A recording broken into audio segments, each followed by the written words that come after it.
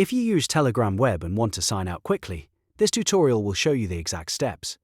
Whether you're using a shared computer, switching accounts, or just want to protect your privacy, logging out of Telegram Web only takes a few clicks. If this video helps, please make sure to hit the like button and subscribe for more simple tech tutorials. Alright, let's get into it. First, open Telegram Web in your browser, and make sure you're on the main chat screen.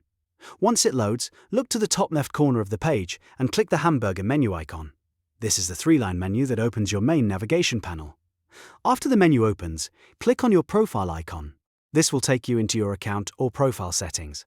Now, look for the three dots icon, usually in the corner of the profile area or settings panel. Click those three dots to open more options.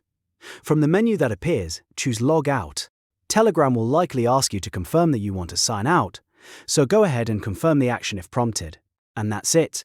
You've successfully logged out of Telegram Web. This is a great habit if you're using a public device or just want to keep your account secure. If this tutorial was helpful, don't forget to like the video, subscribe to the channel, and turn on notifications so you don't miss the next quick guide. Thanks for watching, and I'll see you in the next one.